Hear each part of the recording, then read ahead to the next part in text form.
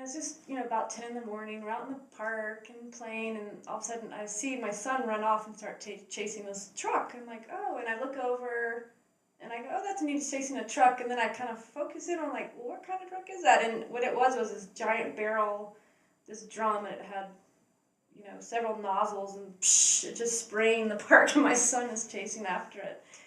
And I realized what it was. I was like, wow, what are they doing? And so I yelled for my son to come back.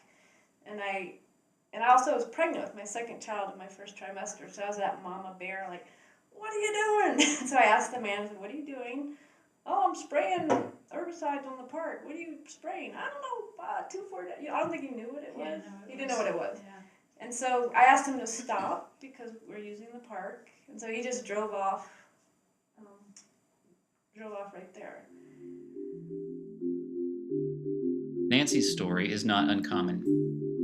Pesticides are widely used, and often in places you wouldn't expect, so exposure can happen at any time.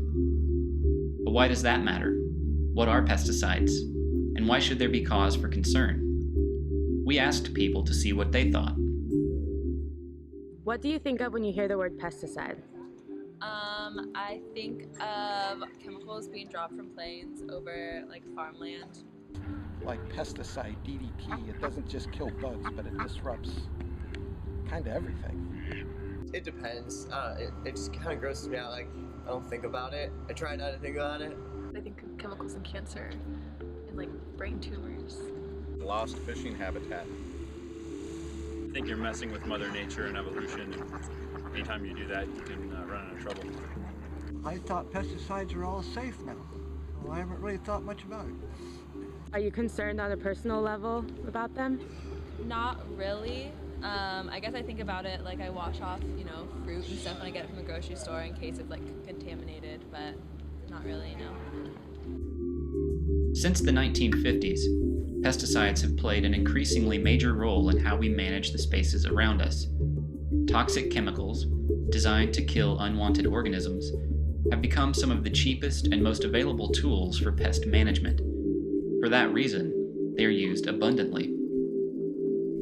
Industrial agriculture accounts for about 75% of pesticide use in the US, but urban pesticide use is also common, with many toxic chemicals used in lawn and land care and to manage public spaces, like parks. They're even used in some conservation efforts as a response to concerns about invasive species. This can all add up. The United States Environmental Protection Agency calculates that annual pesticide use in the US is roughly 1.1 billion pounds per year. That's 3.5 pounds for every person in the country, and that's only what they're keeping track of. America is a major user of pesticides, accounting for about 1/5 of total pesticide use around the world. So what does this mean? If we're putting over 1 billion pounds of toxic chemicals into the environment each year, what are we doing to the ecosystem, and what are we doing to ourselves? The scary thing is that we aren't able to answer that question. Pesticides are not always thoroughly tested before they're put on the market, so we don't always know what impacts they're going to have. It's only after the negative impacts become clear that pesticides are scrutinized more carefully and occasionally taken off the market. So what we find, unfortunately, is that a lot of these pesticides, there is not a lot of information out there on them. There might be for 2,4-D some human health criteria developed for that we can say, okay, around this level we start seeing impacts. But for stuff like hexazinone and trichoper and some of these others that are newer, or relatively newer, there's not a lot of information behind them that allows us to compare to some standard that says, if they're above this standard, you can expect to see impacts. And I think the other problem we have when we start seeing pesticides in the environment is that there's a synergistic effect between them that we can't measure, we can't look at the effects of that. So if you have multiple compounds in the same water body, we don't know how those effects are kind of combining to maybe create a new effect that hasn't been studied. What we do know is that pesticides can persist in the environment, that they can contaminate water, that they are often hazardous to wildlife and non-target organisms, and that they don't always solve pest problems. Generally speaking, the longer a pesticide persists, the more opportunity there is for contamination and for non-target organisms to become exposed. The most recent data from the United States Geological Survey shows that 97% of waterways are significantly contaminated with pesticides. In the majority of those cases, the contamination exceeds regulatory benchmarks set to protect human health and wildlife. Pesticides enter waterways through runoff from both agricultural and urban areas. Some runoff drains directly into creeks and rivers, while some is routed through sewer systems and water treatment facilities. However, most treatment facilities are not equipped to effectively remove pesticide chemicals from wastewater. The treatment systems we have and that most of the water departments have around the country are such that they treat for bacteria and sediment and metals and sometimes nutrients, but they're not designed for dissolved organic like pesticides. And so, in fact, there's a study that was done up in the Clackamas water where they took raw water samples, then traced it through the system, then collected finished water after the treatment, and about half of the pesticides and pharmaceuticals are found in the finished water is what they're finding coming in. So treatment systems do not take care of that type of contamination. So you'd have to add, activated carbon, different treatment trains to your process, which are very expensive, to actually even start to lower those levels. Even then, you wouldn't get rid of all of them. So yeah, it's a problem. Many common pesticides, especially organophosphates and pyrethroids, are highly toxic to fish and other aquatic life. Pesticides are also hazardous to other kinds of wildlife. The United States Department of Agriculture and the U.S. Fish and Wildlife Service calculate that 67 million birds are killed each year by pesticide poisoning. This can happen through direct poisoning or indirectly by reducing critical food sources and habitat. In the case of birds and fish, food sources such as insects and insect larvae can be drastically impacted by pesticide pollution. Sublethal or non-fatal impacts of pesticide poisoning are also a major problem for wildlife. However, these can be difficult to measure.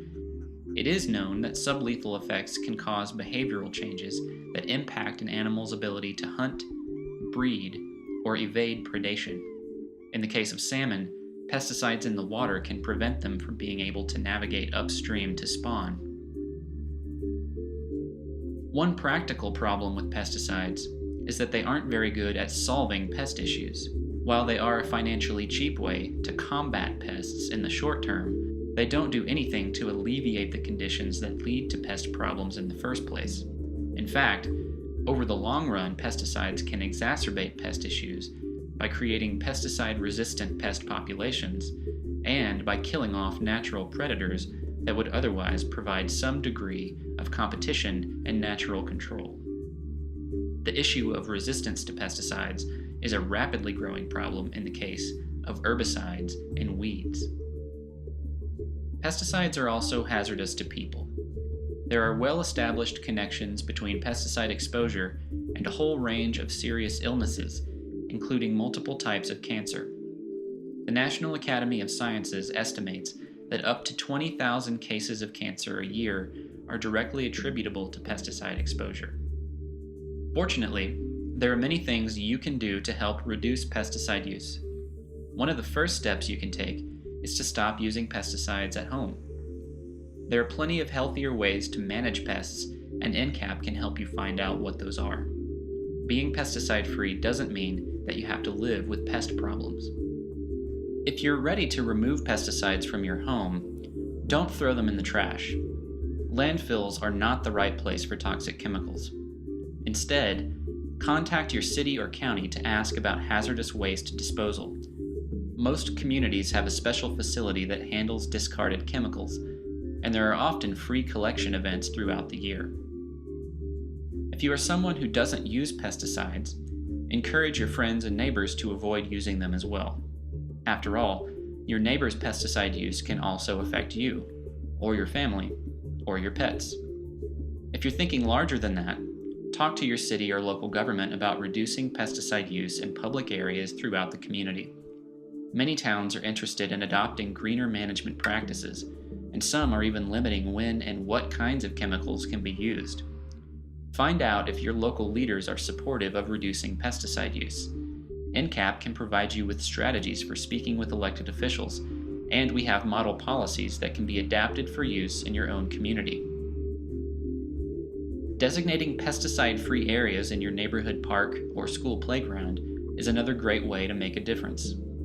Contact your school or park department and talk with them about creating pesticide-free zones for kids.